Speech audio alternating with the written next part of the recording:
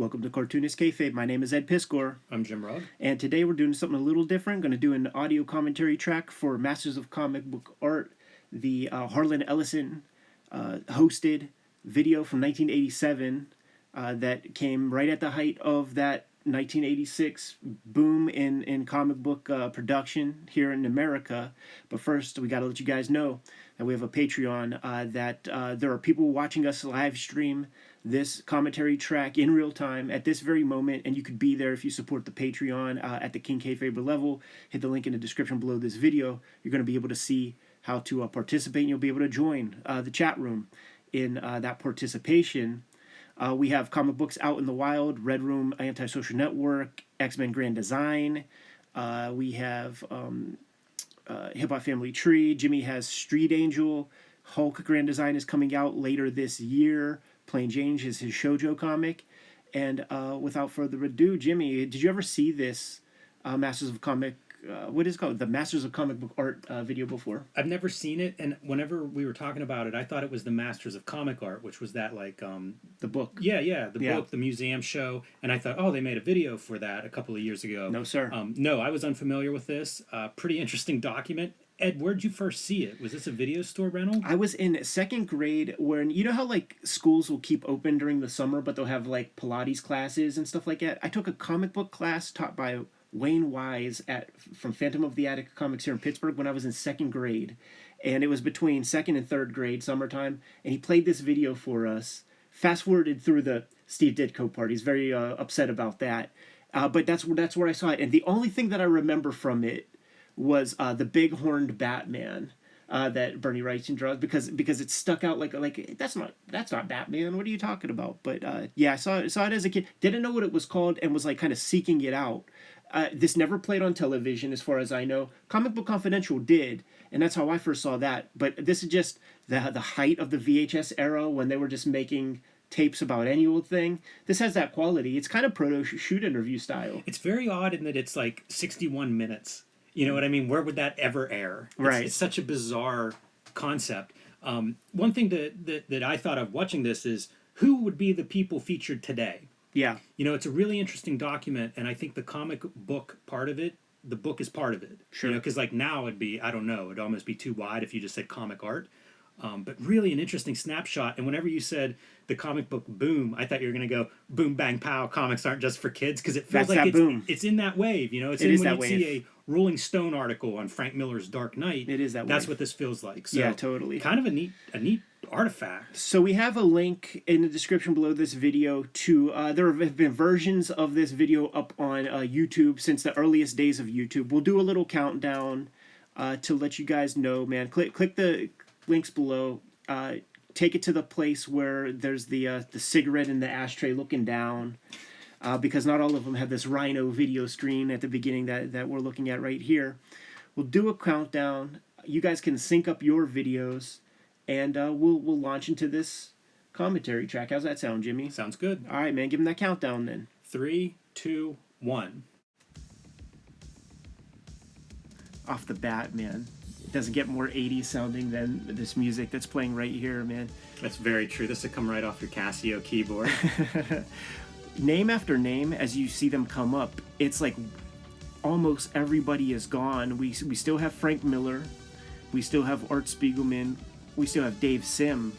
But 100%, you know, like everybody else is gone, including Harlan Ellison, who at this time, I think he might have been embroiled in some legal entanglements with Fantagraphics at this moment. That's interesting, yeah. I was going to say, I think that's early 3D animation that was writing those signatures, that pen that was moving across the pad, which is kind of interesting and feels good for this kind of a document. In the days of that green wireframe finger that would be on all the commercials. Yes. Hello there. My name is Harlan Ellison. Harlan Ellison has a real Casey Kasem as Shaggy and Scooby-Doo kind of delivery. They tell me that I'm world famous. He is so young whenever it's a long shot. You know, this is pre-high definition video. He is, like, I don't know too much about him, and I've tried to read some of his stuff. I'm just not too into it. But he comes off, there's a pretension. Like, the people who are outside of comics, but who, like, might be interested in them, when they try to appeal to the comics people, they add this like pretentious air, and he'll say, like, when he says Mobius's name. Now I know I'm not saying it right, but when he's like Mobius, and you hear Mobius say his name, and it ain't Mobius, but Harlan Ellison's like, for those of you who don't know French, you might call him Mobius, and it's like, well, what the fuck you call that shit? He calls comics a genre, which makes a lot of people bristle. Yeah, in terms of that, like, kind of pretension and defensiveness, I think if you're really an adult, longtime comics fan, like, I think stuff was bad if you were a comics fan in the 70s or 80s defending it. So I assume that's where that kind of point of view comes from. Yeah. Combined with, like, this was just the vernacular. Like, I'll Sure. read old essays, and it is the most, like, didactic kind of tone. And you don't see that much anymore, but that was a real common way, like it was a real, like, I'm telling you something. Yeah, we're getting a real critical mass looking at comics at this point in time. So I think there's that part where you have to have that conversation, and I think this video is bookended well with Will Eisner and Will Eisner to start and Art Spiegelman to close it out, because they're basically both kind of saying the same thing of, they want comics as fine art. And I think in the end we got that with Spiegelman. But the thing is, if you stay in that place with all the stuff that Spiegelman's going to suggest at the end, then you turn comics into like what happened to poetry. And I don't think there's one poet that could make a fucking living if they don't get grant money and have to whore themselves for foundations and stuff. I think that is a real thing, and I hear other people talk about it, and I usually dismiss it, but the academicization of comics, it can lead to a real homogenization. Yeah. And part of what makes comics great and as a fan is that they are so different. Like, everybody figures out these different problem solutions on their own, but if you go through a class, then everybody figures it out the way they're taught. So it's one of those challenges, Yeah, for sure. Jumping into the Will Eisner portion of our video, he also looks kind of like Harlan Ellison looks like Mark Hamill's stunt double. Totally. Yeah, that's a good call. Like a grown-up Luke Skywalker. I love him describing this spirit page, though. Yeah. This page was in the first issue of the first Warren magazine, I believe. Man, like, just burnt into my freaking mind. Will Eisner produced this strip in a Sunday. And dude, that's an ad page for Kitchen Sink, I think.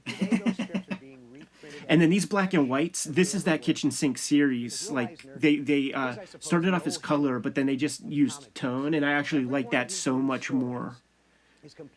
It's not really Zipatone. It's that, like, you tell the printer where you want the gray areas to be. Calls them the O. Henry, which I don't think anybody wants that label put on them, but it is apt. There's a lot of language in this that feels like it hasn't been codified yet. Yeah. So you're trying to figure out how to describe some of this stuff in a way that would make sense to someone watching it. Yeah. But also, like, we all just use different words for a lot of the, I don't know, the mechanics of comics. What's interesting too is that this Will Eisner would be a couple years older than the teacher of Drew Friedman and Peter Bagg and all of those dudes, at the School of Visual Arts. He is so different as a like I love video. I say this every time we watch one of these old videos, but I love seeing videos of these guys because they're so different than, like, all I know of Eisner I've read. So to see him in his own words, it's just awesome. Yeah, for sure. You never see him with the chops, that's it's a very, very specific time. It's almost like when you see Dick Tracy off model. Makes me wonder how old he is here, too. Because I'm not sure how old he was when he died, but I mean, like, he might be early 60s here. Right. And see, this is that part. This is that, like, comic, like the language of comics, the pretense of, like, that's not comics. Like, I hate the title comics. Like, that, it's become cliche at this point, and it's almost, it's him and Spiegelman were proponents of it's not comics, it's not funny, blah blah blah. His thing was sequential art.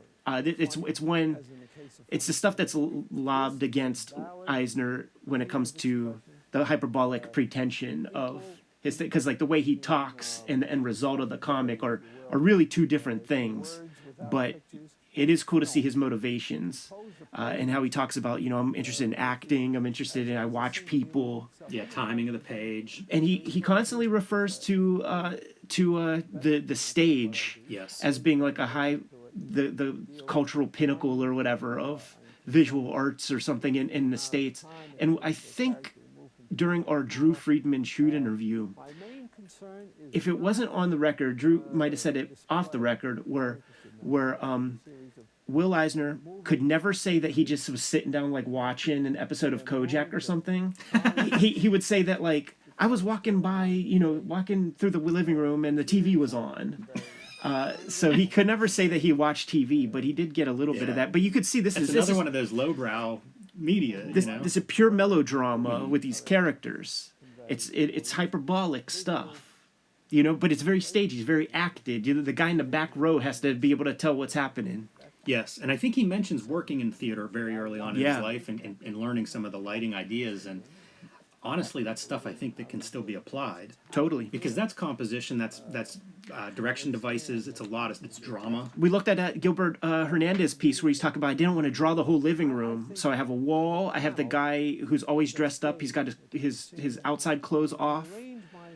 You see the shadow of the window, and that's enough to convey the living room.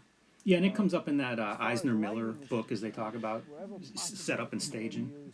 These comics are my DNA, man. That I found that kitchen sink run of the comic books of the Spirit. I found those things for nickels on the dollar when I was a kid, and just read and reread those a million times. This is probably from like the first issue that becomes the black and white stuff, and that image right there with the jailbreak.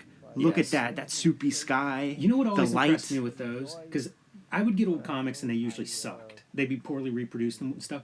I would get those early Spirit reprints. They were drawn so well. Oh, yeah. It was real easy to get sucked into those because, like, they might have been old, but they didn't really look old. Yeah. The medium, I love his enthusiasm for the medium. That idea that there's so much more to do. All right, we're on to the Kurtzman section of the game, man. And at this point, you get the impression that these are Harlan Ellison choices of people who are showing up. And, he calls it right most of the time. He is reading off a piece of paper. I'm imagining he wrote these little blurbs about these guys. Yeah, I bet. Certainly made him his own. Yeah. Here's another question I'll pose to you, Ed, as we go through this. You think anybody didn't make it on? Like, if you were going to add two people to this, who would they be? So I think of that as we go. I think that Alan Moore probably turned this down. I'm sure he was asked. Why would he not be? Crumb maybe should probably have been in this thing. Basically, anybody from that Masters of Comic Art book that exists, Jaime or Gilbert. Yeah, I feel like if you're including Sim, that the Hernandez brothers would make sense. Like, there's some indication of alternative comics, there. Yeah. Sim is like the one interesting thing, and I guess you could make the argument that sort of broke ground in like self-publishing, or specifically direct market comic book shop self-publishing, because what was Zap? That was clearly independent. I think also he was a graphic novelist way before that was a trendy thing. That's true. Format, because it was something that I did easily. A little bit of the stammering with these old timers made me think about the possibility that they might have only ever gotten interviewed 10 times in their whole lives, even for fanzines. This might be the second interview that Kurtzman ever did on a video screen. That's a really good point.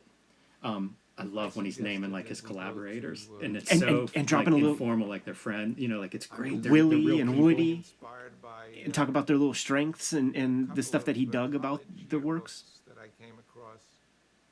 This part that he's talking about digging in the college in the garbage pails. Phil Felix, my lettering teacher from the Kubert School, who was Harvey Kurtzman's assistant, said that he would literally go dumpster diving with Harvey Kurtzman after school, like as one of his assistant like duties. One of the things that they would pull out from these Lower East Side Manhattan like dumpsters, Keen paintings. super. They were like the early. They, Really? Yeah, they would pull those things That he did out of for the me. trash and Of course, keep them. Willie Elder, my So I believe him finding these Ever- college yearbooks and ever-loving being partner, inspired by them. he would. This is the come bit up where he's with talking about his just collabos Yeah. with the crown jewels of Mad Magazine. he set Willie the Elder. style of Willie. Woody. putting 1,000 little gags per square inch. This is a part where it feels like Kurtzman's comfortable talking when he talks about the chicken fat. Like that's something that feels rehearsed, something that he might have said on a lot of panel discussions and things. Marvelous brushwork and his humor. But it was so rare, to get these guys on cam, to get them in a talkative state. I would want a 1 hour with each of these guys. Oh yeah, for sure. It is a very different, like, I don't know, media awareness or something from this generation. Cool not to. Yeah, Didn't have that. and it shows you. It shows you how, like, a Stan Lee, like if you just have command of a little charisma, how you can kind of rise. Look at that Will Elder dude. I'm looking at the shadow on that girl's tummy. It's The incredible. light off the belly button. Are you fucking kidding me? That guy's And then insane. there's like 11 figures behind that are almost equally rendered. A magazine called Help. It was a comic strip called Goodman Beaver. We're gonna look at this at one point on the channel. The Goodman Beaver Goes through life, kitchen sink trying to collection. find the best. So Yeah, I went would to always see Hampton those in and I those said, kitchen "What if sink you took catalogs and my was always too character stupid to buy it. and This turned would him be an image that would be in some of the house ads that would be like in those kitchen sink spirits, and the amount of detail like on the ground with the same on that curb is just personality, the same problem?" astounding. And Hefner said, That's a pretty "Bullseye." great image. A million ways to make titty jokes is little Annie Fanny. Is We need to look at Hey Look at some point. Because like that one was a big one for me. I was reading like one pagers. Oh, I'm like, yeah. what can you do in one page? There was a kitchen sink produced from the 70s called Kurtzman Comics, and has a bunch of those one pagers on there. And he's breaking fourth wall, Yeah. even in those pages. I remember that my favorite one is his wife like pours him coffee and they're having like a fight, and he drinks it and spills it out, he, like spits it out, spills it out, and it's like it's ink. do Yeah. something to explode that energy. His philosophies of comedy, like this is the only place you get that is this video. Good feeling. And that's You fill up his that, to me, balloon. is that's what humor's all about. Yeah, that's great. Yeah, so like when you get Jack Kirby and then you hear him chatting, right? And he's very internal. You could tell that he spends a lot of time by himself and doesn't have Not talking to a camera. the space to cogently have his Reader's Digest version of the stuff that he's thinking about. You can see how a Stanley can walk all over him in terms of the charisma when they do the interviews. You know, there's famous things whenever they did interviews in like the 60s, whenever the college crowd really started getting into this stuff. And, you know, they spend a day with Kirby, they spend a day with Lee, and they cut all the Kirby stuff out of the interview. It's hard to argue. That Hulk was a recolored Hulk that they show. Yeah. It makes me wonder like who did that, why. That Look at the tangent on that cigar. Did you see that? It was exactly in line with the window pane. that is an iconic It sure is. self-portrait. The New Gods, and Mr. Miracle. Surprised that he calls it 3 comics and doesn't mention Jimmy Olsen. Triumvirate of comics, he Right. created a whole new universe of characters with a lifestyle. But and it is a nice philosophy summary that and was his pretty alone. respectful of the fourth world stuff at a time before I think that stuff gained the respect it has today. Check out what Jack has on his walls, man. He's got a Wallywood inked Sky Masters Sunday. Behind him looks like an EC painting. Like I can't tell what it looks Yeah, I like. can't tell. The Crypt Keeper and stuff. It looks like the 3 EC horror hosts. That's interesting. Wonder if that's a print. Remember how a couple of those guys would do paintings of those hosts? Yeah, Russ Cochran would handle that stuff. But Kirby is very metaphysical here. My inspirations were the fact that I had to make sales, he says. Yes. Right? Beautiful. and I had to come up Nobody with says that anymore. And if you read like Kniff interviews or anything, like those guys talk about that so, longer story. like that's it. That's the whole job. It's the job, man. Like, it's a commercial art form. You can choose to to make your art comic, but do not be mad when nobody buys it or when 15 people buy it. Or when you don't have a publisher or an issue 2. You're right. In front of this tremendous figure, who I knew very well, because I've always Love felt his him, and voice too. Me too. I certainly couldn't treat him in the same way that I would any ordinary mortal. And I remember Very that humble. first story, I had to back away from him to resolve that Reminds story. me of like if you ever hear like Robert E. Howard talk about Conan, writing Conan, where he's like the presence is behind him. It almost sounds like some of those ideas that Kirby talks about, you know, like almost channeling these concepts. And that was the beginning of his adventures. And they were Yeah, talk about the flow state that you must get into when you're drawing 5, 6, 8 pages a day. And you know, you and I are talking about the struggles of like you work on a project, you know, you finish a story and then you're at ground zero for the writing of the next one. Kirby could never be in that position. Right. You know, he was always on that fucking grind, man. and I began to Obviously ask collaborative comics, and he had inkers and writers to tighten things up and stuff, but It's interesting to look at like when they were showing Silver Surfer on the screen, and it's such a ludicrous concept. Like, to me, that's some of the language he invents, is the ability to do a story with Silver Surfer that's like just a straight story. yeah. Then you try to do with that ski guy. and very good sales, which satisfied me immensely. Now, I didn't resolve the questions.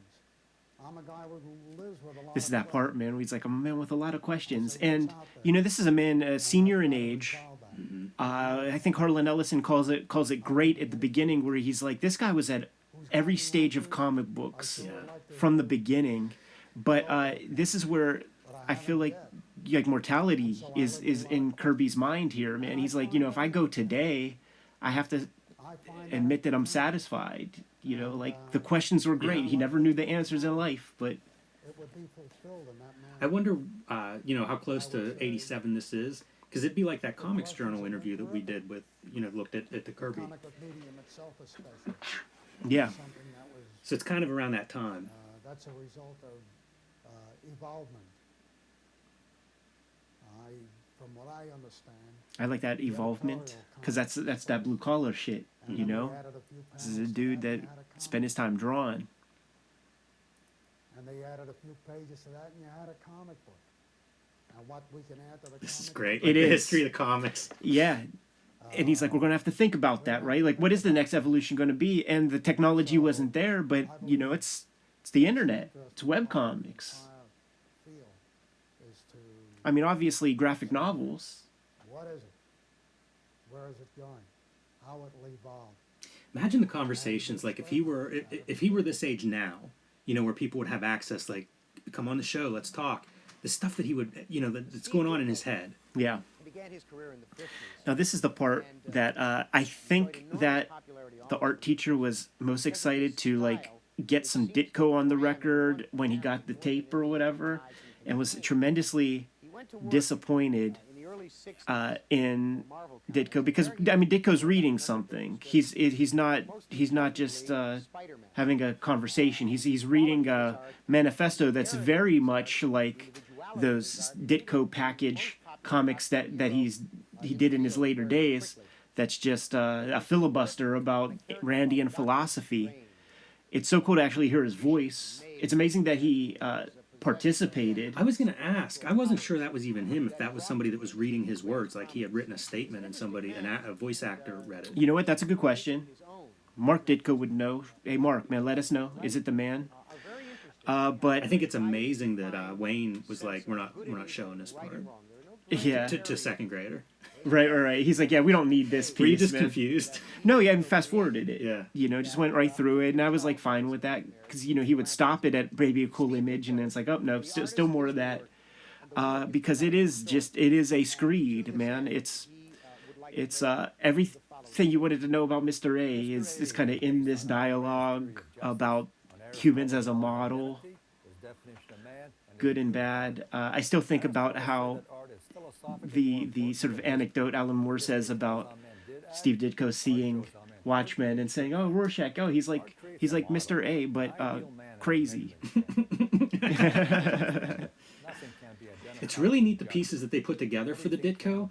because like the way he's using words and images, it's pretty wild stuff here. It's almost abstract. It feels It is outside abstract. of like models that Scott McCloud would describe. Sure. Yeah, yeah. Absolutely, man. Rationality is the potential that has You're getting lots of the black and white. Oh, yeah. Method of logic applied to reason. The standard of measurement for all is a I always rational, wish logical that, group. like, I'd love to hear Dan Klaus talk about later era Ditko. Yeah. You know, or any of these guys, any critics, any artists that are really into Ditko, because I just don't hear much about it. If this video does well, this commentary track, like I would submit that the next one we do would maybe be the In Search of Steve Ditko, Jonathan Ross.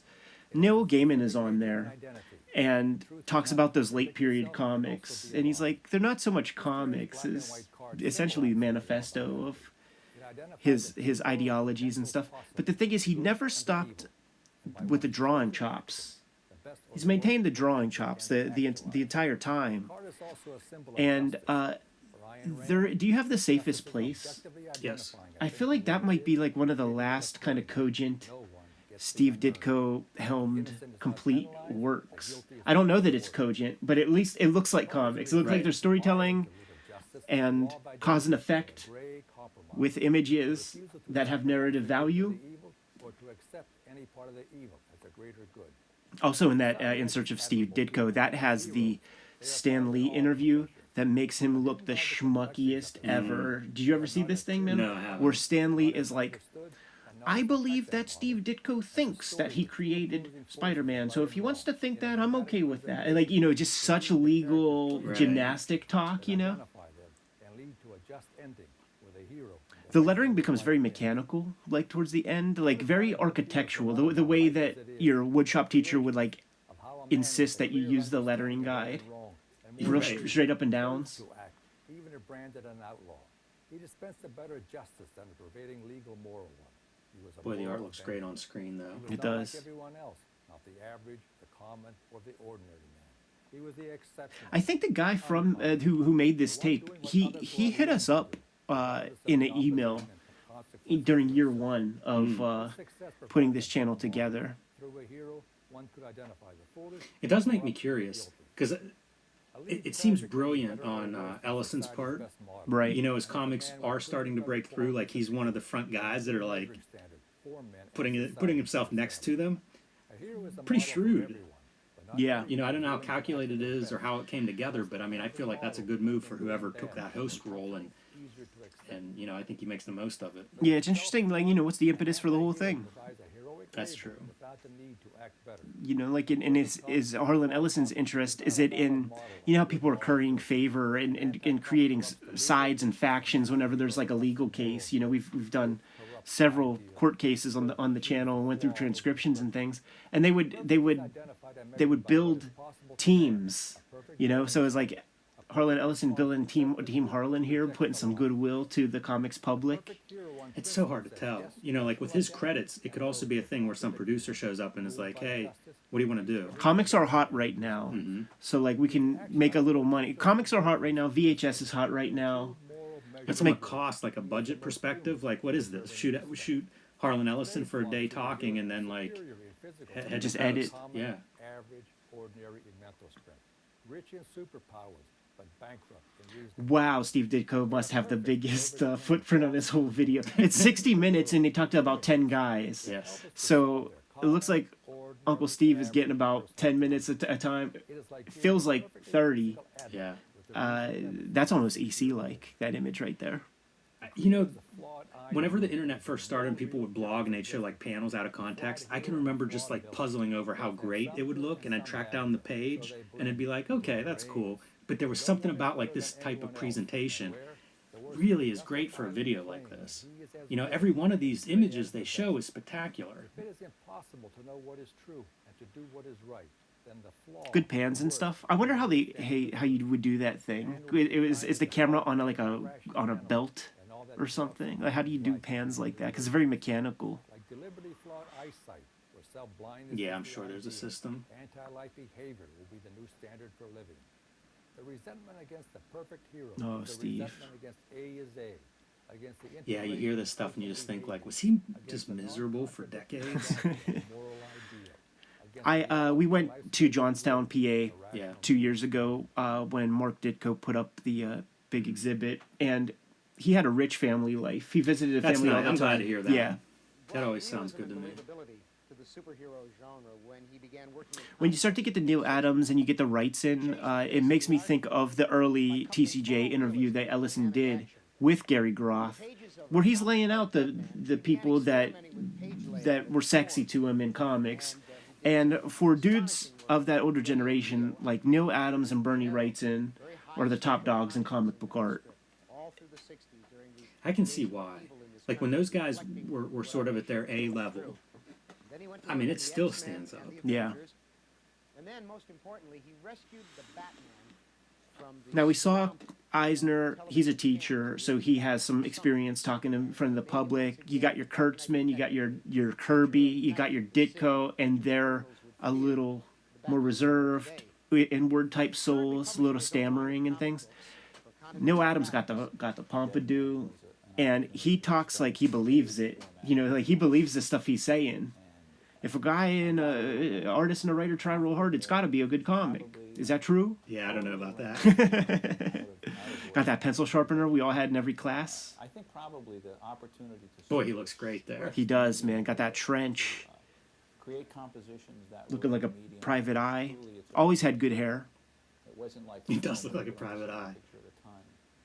It wasn't like comic strips, which I had done for a period of time. And I love the idea of talking about like trying to manipulate the pacing of the page with the imagery and like grabbing the reader by the throat and getting people to follow him the way he wants them to.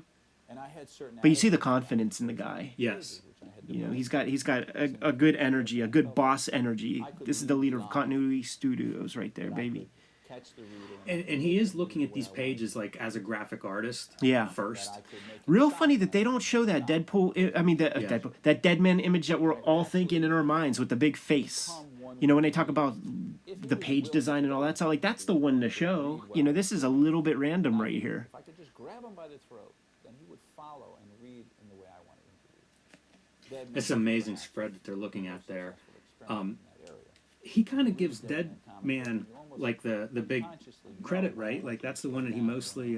That's when he started getting sexy with the page compositions and stuff. Slide through panels, or when I want you to jump through panels. Looks like they unfolded the deluxe the reprint, right? With the blue line color. Our job as the artist and writer at times is to tell the story the way it suits the story. After all, as Shakespeare would say, I feel like he could be like the young Peter Falk. it's not Absolutely. Like a flashback. Yeah. Put that stogie in his That mouth. hair and everything. You're not faithful His eyes only focus on one subject at a time, though. Unlike Peter Falk, he can look. He could tell who's on the front porch and back porch at the same time. We can warp the story, we can make it incorrect, or we can do it in a way that we believe is correct. Do you think this is his office at Continuity? Yeah, I think so, man. Like he's got all the tools. Like that TV, man. Is that a computer monitor? Yeah, I don't know. Because that looks like a floppy drive behind his head. And they would need that kind of stuff to do like animatics and prepare that kind of thing to show the client. You know, you got to show all that stuff at every stage. Anybody he ran across, and What a high energy business to whether or not he was right or participate in, man. Because you know you're all there in New York, so like you got to like whip that shit up, put on a video cassette, go run it over to the company, get feedback I quick. think that one could say that Frank Miller, working on Batman now, has done more to make a more solid. Giving Frank Miller his props. Frank Miller always tells the story about how he got in the game, would take his stuff to Continuity Studios, and how Neal Adams would mercilessly just kind of tear it apart with good reason. But until the point where he's like, "All right, kid, you still suck, but I think I could get you a job." So I bet you Frank Miller to hear a proper compliment from Neal Adams, I bet that had meaning. And an artist who is very talented. Here's your bit. You disagree with Uncle Neal right here, man? That's how good it can be.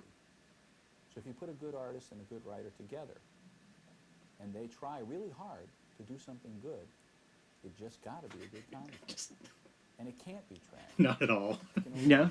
I do disagree with that. Presented in comic books are good.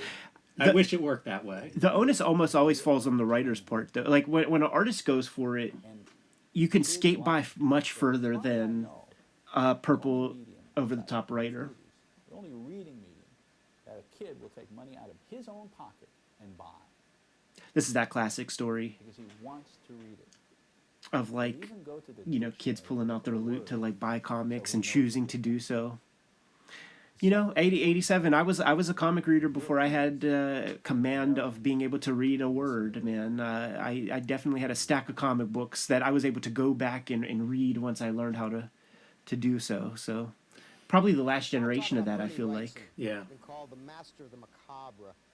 He's been influenced by the classic horror films, the black and The white Wrightson part motion is films, and so I'm so happy to comic have books it, of the 1950s. but You probably will know he's Bernie all Wrightson's aesthetics, right? Like Mm-hmm. like it's all aesthetics. Like all these other guys, like they added their whole wing Swamp Thing, to which is one of the culture of great comics. movies in comic And I book guess, today. you know, he's an influential This is, guy, a but man but whose it's world all is filled with it's all in the demons, visual. monsters, See, dude, this ghouls, painting right here Yes. is the cover to the monograph that Jeff Darrow got in like the 70s that he like got rid of like his first run of Kirby Fantastic Fours for and had to give extra money. Like that's the cover. We need that book to like do an episode on. Do you think that Neal Adams is more than aesthetic? Yeah, are you fucking kidding I me? mean, he's business. Yeah, well, we'll talk about, you know, business as a part of the medium of All right, I'm comics. down for that. Yeah, absolutely, he's more than aesthetic. Plus, creator rights. How about that? Dude, he looks jacked like fucking Henry Rollins, dude. Doesn't he? You think? He looks hunky here, man. He does look hunky. Techniques that And look at that natural lighting behind him. at the time that the book was originally written. Dude, those are the trees that are in say, that around the Frankenstein beginning book. of the 19th century. Boy, he looks young there too. Like for this to be like, Which would have been again, I don't know anybody's age, but man, he looks young. Yeah. I was trying He might be one of the youngest dudes in this thing. an archetype. Maybe. Trying to put myself into the I love mind this of Mary description of the Shelley. Frankenstein stuff and maybe how the more line is like not natural. Yeah, yeah, because people forget he is a badass painter. You know, he can do it all. And I think painting is look at the probably pains he's going through. Like, look at that imagery right there to try to capture 3D. reproducing. You know, he went so far inline. He went so far as to sculpt that Frankenstein face that you're looking at right there. He's got a sculpture of it that he created himself so that he can shoot it with light Hand and try to exists capture in those space abstractions. as form and tone and color and bulk. That Frankenstein I got hold of when I was in doesn't have a still in black school, line. like, Yeah. like maybe 10th grade or so, Doesn't have little and it just lines changed across everything. Yeah. it to make this side dot look Because, you know, a part of it, what it is, like, so you're at the age when, like, Image Comics is out and everything, and you're seeing you're seeing detail that's meaningless. So then you see maybe the same amount of lines, maybe more lines in this Bernie Wrightson stuff, and it actually has meaning and is there for a reason. That's a beautiful studio right there, dude. what always comes In first almost the same exact camera angle, in my mind. there is a promo video for Frankenstein. You can find it on YouTube, where he shows off the sculpture of the Side, Frankenstein face. And look at that painting behind him. I don't know that piece. and the finished product is almost always This idea of like the projector from his mind Yes. to in my the projecting out the through my paper. eyes on the paper. That's that Kim Jong-ji shit. You know, that's that next level stuff. I seen Joe Kubert draw that way, and Neal Adams draws that way. Like when we had Rob Liefeld on the channel, and I talked about like looking over Neil's shoulder one time. He's putting lines all over the paper, and they start to materialize into like a Batman running in extreme foreshortening, but you would never know it for the first 5 minutes of drawing. I think that is a learnable technique, and Yeah. I think it used to be taught, maybe still is in some schools. For me, because now Batman could be a guest star in my book, and That's how you get those liquid movements in like the Neal Adams Batman. That's like if you connect the line, like if you try to understand the anatomy as like proper, like it'll be wrong every time. decided to make his ears See, these Batman horns, they were the things that stuck in my head when I was a little kid. That image right there They're so extreme. is what it just looked I like couldn't get We've over. seen guys pick this image, and a huge tent of a cape. Tim Vigil doing it. Yeah, it's true. And nobody argued. That's true. You know, because it was my interpretation. It was Such a great idea too, where it's like you build your own vehicle and then you bring in Batman, and then that means you could do whatever you want. Such a bold concept. Yeah, up to that point, I don't think anybody was really doing much different. You know, Neal Adams obviously kind of gave him like realistic lighting and stuff. Like, look at the drapery, dude. Yeah, this is like phenomenal. The planes of the light and suddenly become, you know, this from above, and just that accurate shading with really, really good folds. He's always Feels been like good at drapery. All of Kelly Jones is in that image. Sure. I think. And his explanation of horror. What a great way to sign it off, huh? My drawings of monsters and the creeping dead crawling out of their graves and vampires and Frankenstein's monster and whatnot. A disciple of you like mix up Frazetta, Ghastly Graham Ingalls, A well-dressed man standing on and the like corner Krankle, waiting for a and then you bus. get And Bernie everything Wrightson. about him is absolutely perfect, except Yeah, this for right here, dude. blood on his shoe. Except a little blood on his shoe. That's so good. He raises his eyebrows. Yeah, he does. Those big, thick Ghastly Graham Ingalls eyebrows. Here's Ultimate Pretense right here. Mobius. Van Gogh. He says Van Gogh real fucked up. Yeah, a couple times. I think he says it differently too. Whenever he says it twice in the beginning, I think he says it differently. Van Gogh. Considered to be one of Europe's greatest illustrators. His styles are as varied as the many names. He's there with a. Has he got a pipe? Yeah, yeah. Comic book He hasn't artist, smoked it the Kirby whole promised time. with I think in the epic that was when Gary was talking about doing the interview with him, and it might even be in the interview at different points in time, like Harlan Ellison would be interviewed and have like blondes on his lap and shit, just chicks with him. He's total maybe. I want to wring his fucking neck with that. I really do. Mobius. It could, because if not for the part where he's like, in the early 70s, he you know, returned if to you don't know comic book French, you might call him collecting Mobius, several and it's like breakthrough let's hear how collection of fantasy Mobius stories that were calls limited his fucking name as soon as we see him. generation of new artists. For the pages of Metal Hurlant, which is a French graphic illustrated Metal magazine, Hurlant. Metal Hurlant literally means Look at how hard that shit is. screaming That's one of the issues that I got when I was a kid. Like one of the early issues that I scooped up when I found out that heavy metal was. I saw the cartoon when I was in third grade, and then it's like that thing where it's like you see something and then out in the wild you notice it more. I can't even imagine seeing that in third grade. Yeah, dude. It was. I'm reading like Lion Witch in the Wardrobe. That movie would have melted my brain. It was on super late at night on Cinemax, and you know, there's nudity, all that kind of stuff. I couldn't believe what I was seeing. I do think he sums up Mobius really well in that intro. Yeah, he does. When I did that, I was very young, and for me, it was. Is that a Arzak sculpture Looks like it. behind him? Or a cookie jar or something. The name every time, and I was not looking for. You could tell he's such a seeker. You know, like the concepts that he lays out in the conversation. Maybe I would have a different name on every strip. I wouldn't know where it's going. He talks about the differences between commercial art. Some of these paintings are just crazy that's him. Yeah. He would talk about the commercial art and wanting to stretch and like do his own thing. Start a story in one style, finish in another. Like, when have you seen something like these ideas are just, they're all in his head. The dude is a real artist. Yeah, it's pretty forward, the different styles. Very few artists are working that way, especially commercial artists thinking that way, working that way. And he has a piece. Let's see where they show the taint and ballsack. Yeah, they do. Sweet. I was wondering if this is like, Sweet. you know, do you get a different rating when if you let that show up, man?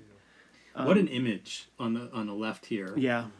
Oh man. And you know what? On that cathode ray tube TV, because like we know what that is. There's so much hatching, but it's so smoothed out by the video quality and everything that it looks so blended. I mean, this too, like all these images, talk about spectacular. Yeah. Yeah, he's a wild dude. You can see how Jodorowsky would fucking get his clutches on him and hold on to him forever. And he parrots a lot. Oh, well, I'm not going to say parrots, but he and Jodorowsky are on the same wavelength with a lot of stuff that he's going to talk about the idea of like being the warrior. Like Jodorowsky and Dune would talk about being a spiritual warrior. Like Mobius is my spiritual warrior. H.R. Giger is my spiritual warrior. He uses that term here as being a fearless pursuer of of innovation, of new things when it comes to comic book art. He gives some respect. He's like, listen, there's a responsibility to being a jobber, basically, is what he's saying. Yeah, sure, you got to feed your family, all that stuff. But, you know, it's up to us to push the comic medium. The publisher isn't going to do it. The art are big, but the possibility of the artist are maybe bigger or smaller. It's the artist who have the possibility to append. Yeah, see, it's up to the artist, man. Like, are you going to be a part of the system? Or are you going to try some things? And it turns out, like, the guys who try some things and who are right, they create a new wing of comics. They create a new aesthetic of comics making. I do think that we make a mistake of grouping, like, everybody that draws a comic is the same. Right. Like there are different jobs. Absolutely. In there.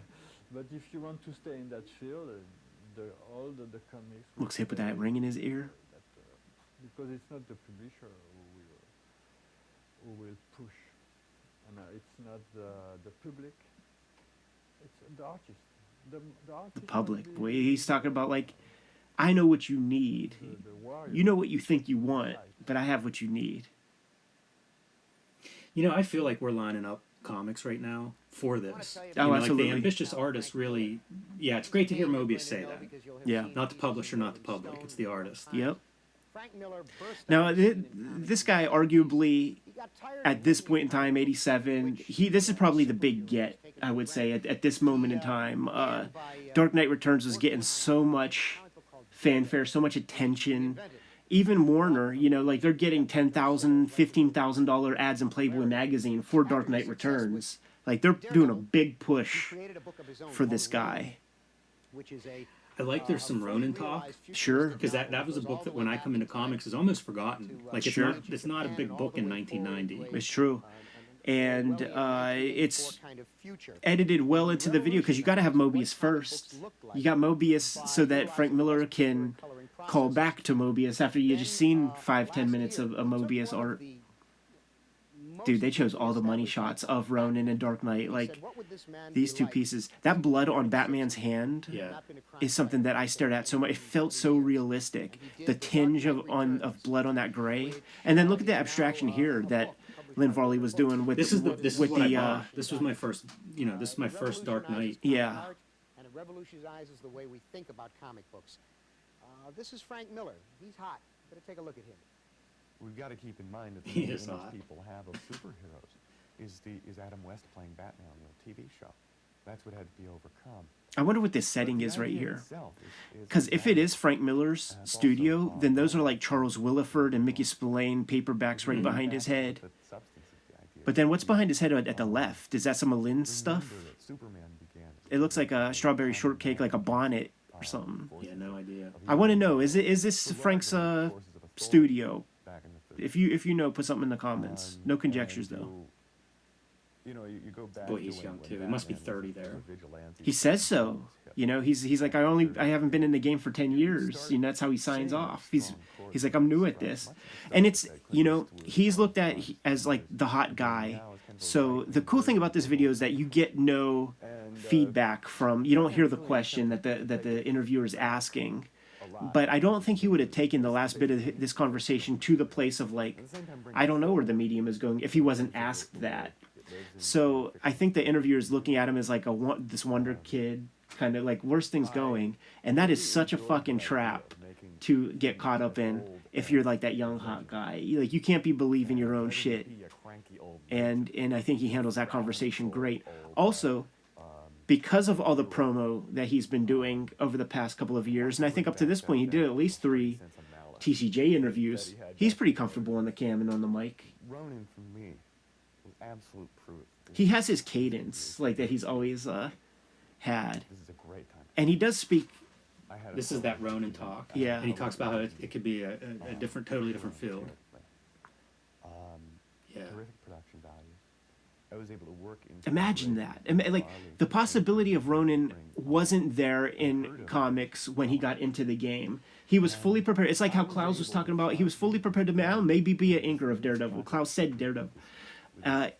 So then you build up this equity as a creative force. The direct market starts to build itself around you. Comic shop starts to establish and create this new platform that you can take advantage of.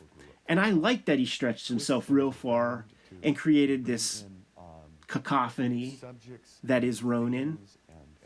That early interview, I can't remember if it's in Comics Interview or where, but it's before Ronin drops, but it's what he's working on. Yeah. It is revelatory. Like, talking about Janet Khan and the stuff he's doing, it's just, you can sense, like, this is like nothing I've ever heard of. Yeah. On the channel, we looked at the artist edition for Ronin, and he draws it bigger than regular comic pages, bigger than a 10 by 15 image area. And at that size, you can see how he's being quick, very kinetic with the inks and stuff. But when it gets reduced down, you would never know how kind of simple a lot of that art is. And Yeah, I he's love this. still a cartoonist. Totally. Where that simplicity comes from, you know, even with elaborate inking and stuff. It's true. The stuff that he's talking about here is great, and I like the parts where he's talking about, you know, the best of comics is generally done by the single person, but it doesn't have to be. You know, he uses words that are important: student, education. Like, this dude is a studier of comics. He's a philosopher of comics. I believe it is one. Yeah, I get the impression it's obsession. You know, that 10 years, just a guy that's completely obsessed and then burns out. Yeah. My collaborations with Lynn Barley. I mean, the stuff that he I did. like the stuff with Lynn Barley. Sure. This, like, you know, on his drawing table, on his typewriter while he's doing this, are 3 projects. You know, like 2 Bill Sienkiewicz joints. Electra Lives Again gestated from this period. Imagine with his mindset as being a student, and that's what's come through you. That's what you've got to process. It's like Bill Sienkiewicz pages, and Right. Mazzucchelli at that time. Like, It's that rope-a-dope, man, where, like, those artists certainly kept Frank Miller on his toes. Very new at this. You know, I could give you a better definition of the best way to do the form in about 30 years. So get back to me. 30 years? I think it's been 30 years. Frank, come on the channel. We have the questions to ask you, sir. Dave Sim Come on the channel sooner than later, please, by the way. Saw you out there in sure Baltimore. you'll get this. And this is like, this feels like Harlan Ellison guilty pleasure territory. Because, like, he's like, let me try to explain this to you. Follow me on this, guys. As he has his fake pipe. his prop pipe. His prop pipe. Is dude, is this, you know, McCloud inspired? This is not a pipe? He publishes the book himself. Now, nearly a third of the way Dude, that's the other thing, by the way, with Cerebus, is like, it might be spare color, but Sim is coloring a cover every month also, on top of all of his other duties. Dude, that high society building, can you fucking believe that shit? That's Gerhard, man. It is such a boy. It's hard to even wrap your head around Sim at this point. But say 100 issues in or whatever, one of the most fantastic comics ever done. Absolutely. Yeah, we should look at more of this early every stuff. metric, you know, like the way the audience that was there for it, what he was doing. But, like, what we're looking at right here, like, I mean, I feel like we're looking at an affected dude already. You know what I'm saying? Got the little earring in, hiding the eyes. Maybe, like, let's see how bloodshot them eyes are. Probably got a $200 haircut. I was gonna say, I think it's colored. Yeah. Yeah. But why not? You know what I mean? Like, he's fighting an industry. He's bougie. There it is right there. To drop some numbers, about 30,000 people reading that stuff monthly, and he's not getting a 10% royalty or whatever. Like, he's getting all of it. And, you know, a small percentage of that goes back into the publishing of the next issue or whatever. But this guy... Talk about a machine. And I mean, a success, like, dude, 30,000 a month. The lettering. Couple 100,000 comics a year coming from one guy. This guy, you know, had to rake in millions during the heyday.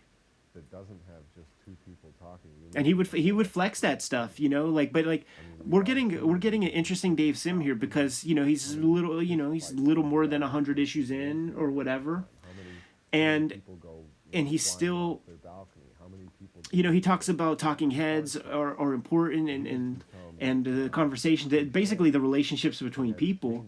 At a certain point, he doesn't have relationships with people anymore. That's a good point. You know, it becomes just such a sort of time sink that he doesn't have time to, you know, he doesn't take time to be with others.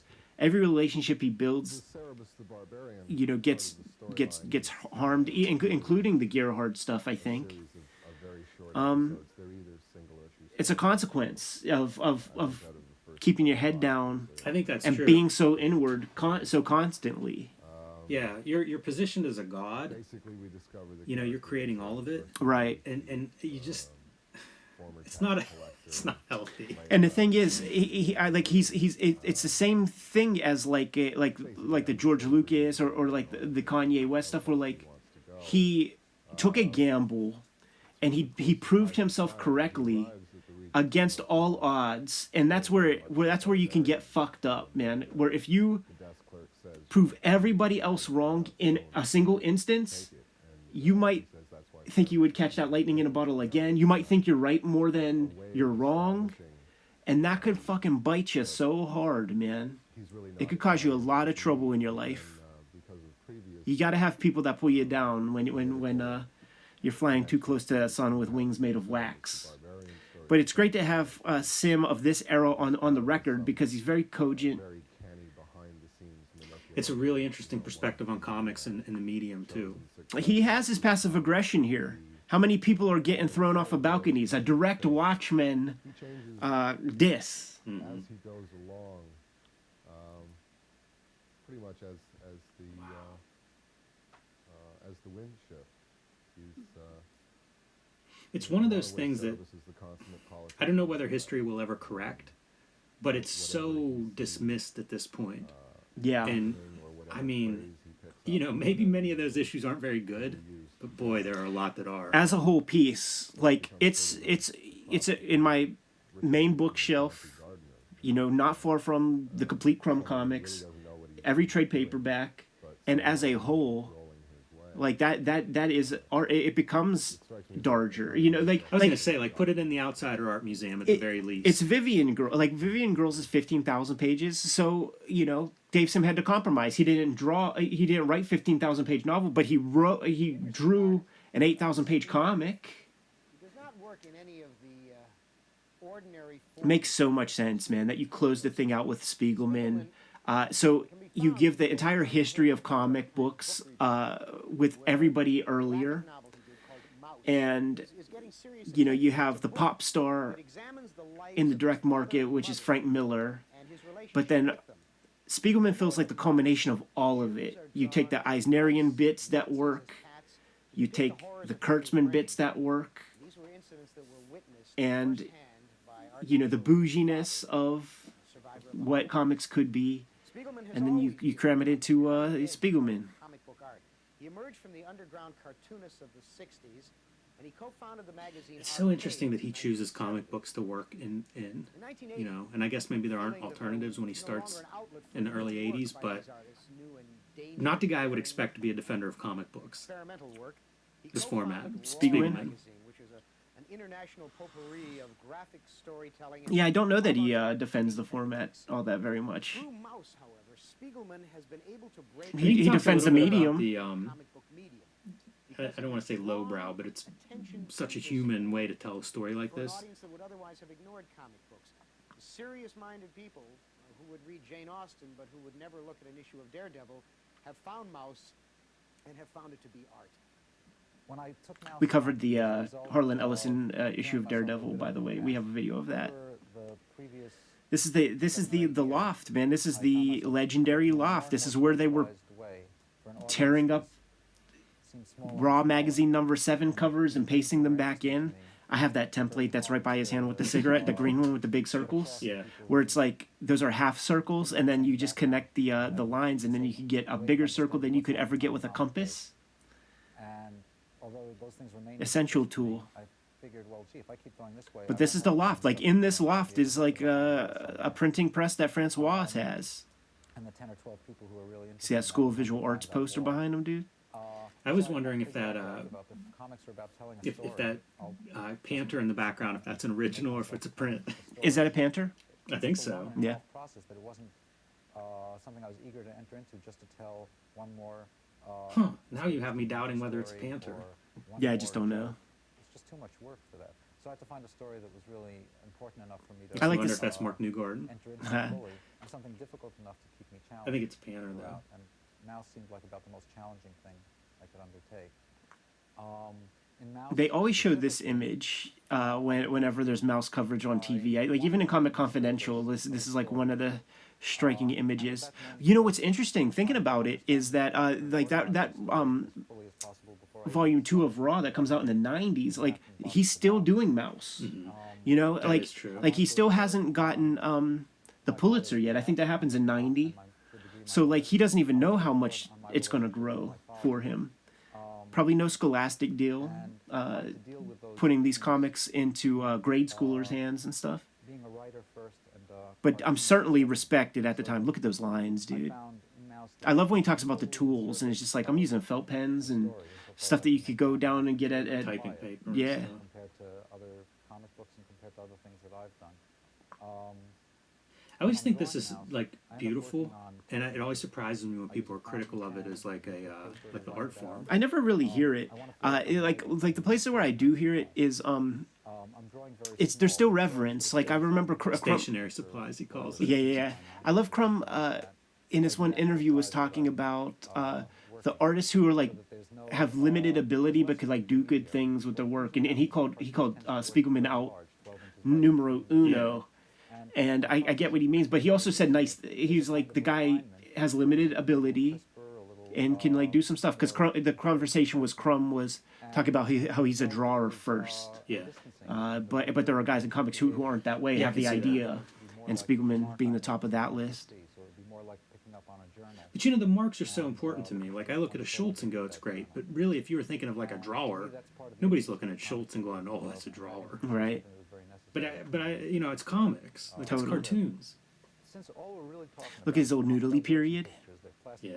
Ace Hole. Structures made of those words and pictures, and that can contain. Do you think drawing at that size, like the 6x9 for mouse, creates some sort of personal connection with the reader, that it's like, this is what I drew, this is how I saw it? That's how he's describing it. That's for sure, man. Yeah, I just wonder about that kind of thing. And like I have, you know, my Mudfish comic that I was gonna put out, but then I got cold feet and will put out posthumously.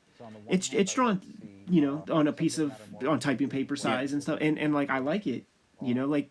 Oh yeah. It's a Noah Van Sciver that like draws at that size, like the Wimbledon Green stuff, which is like my favorite of Seth's comics, were just like drawn in sketchbooks. See, this is when he's talking about, I would love, like, you know, disavow genre, all the things that he's talking about here. Like basically his wishes came true, and I would say that like obviously it's a good thing, but you can't stay there, because if you do, you're pushing out the proletariat. You know, you were pushing out the regular folk, and then you're going to relegate comics to poetry, which is not something I want. I want it to be populist. Like I want everybody to be able to fuck with comics. So have your genre stuff, have your Biff Bam Pow shit, but go off in a corner and go do some bougie stuff and let it hit, and let, you know, the New Yorker crowd have something to enjoy. But we are in a place now where we basically have it all. Yeah, not in either or. Kitch's name up there, like second billing on here. Yeah. There was also a guy named Chris Rock, but something tells me he's not the same guy. Yeah, I'm not thinking the same dude.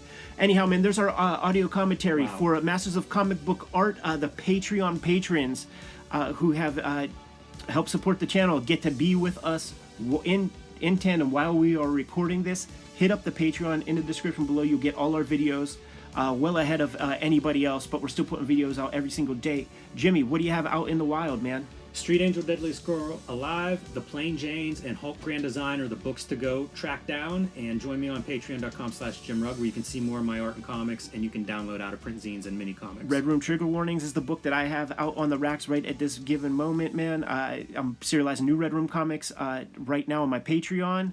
Jimmy, why don't you give them their marching orders, and we will be on our way. Make more comics.